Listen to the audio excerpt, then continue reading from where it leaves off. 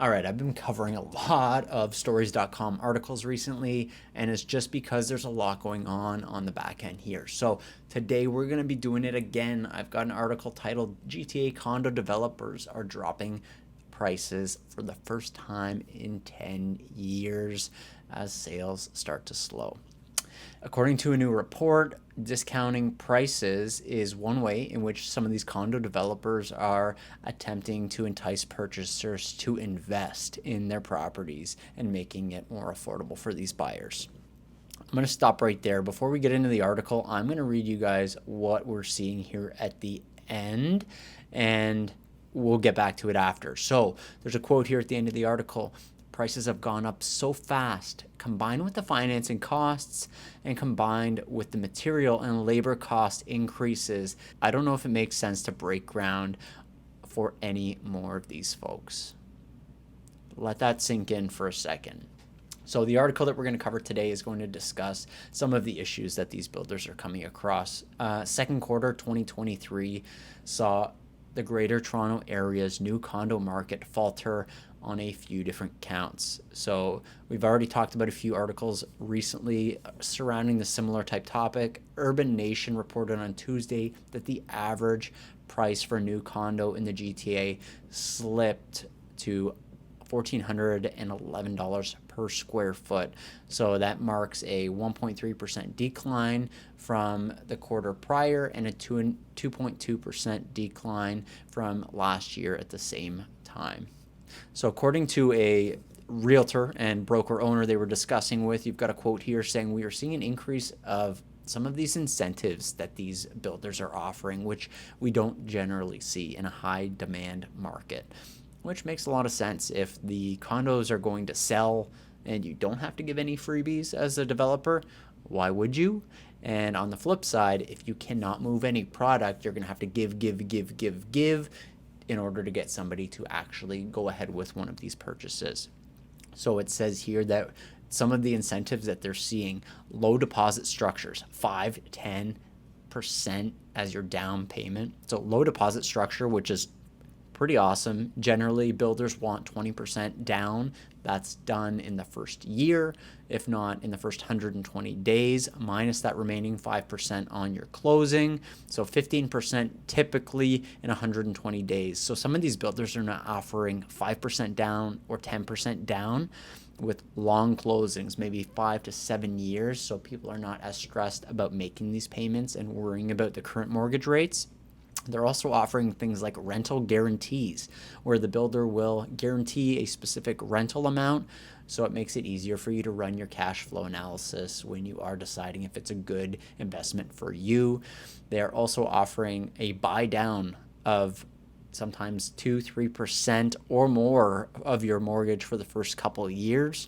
We're seeing free maintenance fees for a couple years. We're seeing parking, lockers, things that are generally not included start to be included. And it's just a sign of the times. The developers are getting creative because the higher interest rates have caused a lot of people to just take a step back and decide if maybe they should buy something that's resale, maybe they should not buy at all, maybe they should just keep saving their money and seeing what happens with this market, knowing that it has slowed down a little bit here.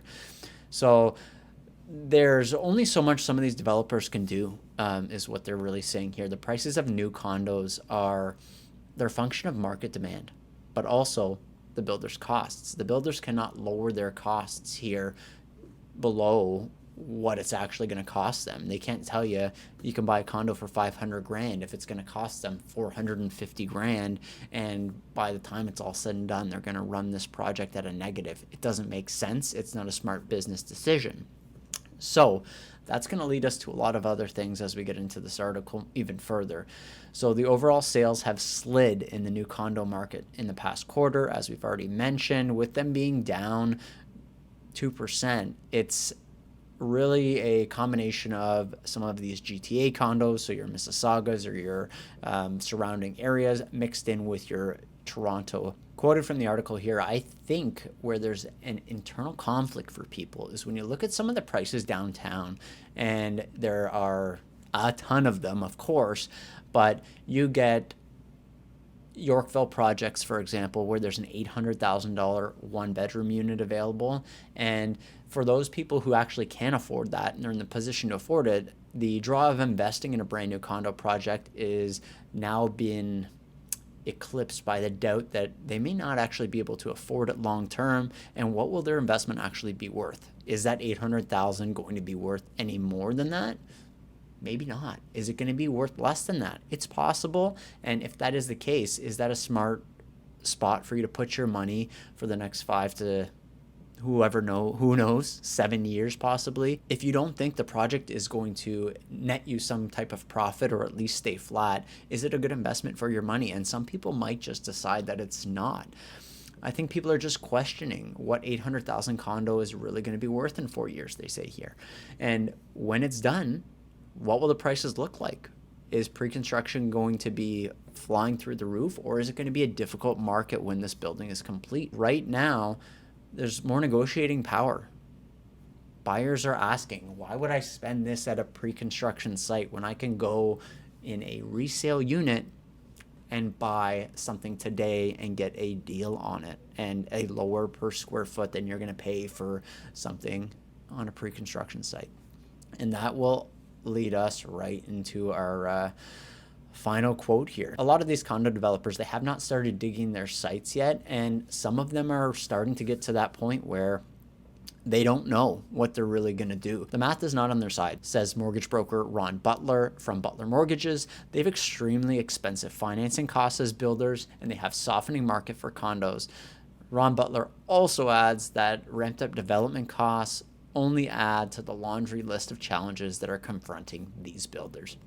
And we're going to get to that quote again. They've gone up so fast and so far, combined with financing costs, combined with material costs and labor cost increases. I don't know if it makes any sense to break ground for some more of these folks. With the promise of purchasers and faced with roaring overhead, condo developers are less likely to be inclined to invest in pre-sales. What does this mean? It means that developers may not continue to build the condo, even though they may have some pre-sales. They may have to give the money back to the buyers who have committed to a unit because they just can't sell the project out. And I can almost guarantee that this will happen. There has been situations where this has happened in the past, and the market was softening as well. And builders were amping up when the market was hot to get all these projects out, but with the interest rates going up and that being out of their control, it just might not make any sense for some of them to continue. Let me know what you think in the comment section down below. These are really some of the risks that we don't necessarily understand if we're not told, that you can actually buy a pre-construction condo and that may not get built if the project doesn't sell out and the builder doesn't actually break ground. You might just be donating your deposit to the developer for a few years and getting it back, but with nothing to show for it. Thank you for watching this video, and if you like me covering stories.com's articles or any news articles that relate to real estate, I'd love to continue doing them. They offer a little bit more value to the channel and something different from your standard market updates. So I will see you in the next video. Have a wonderful day.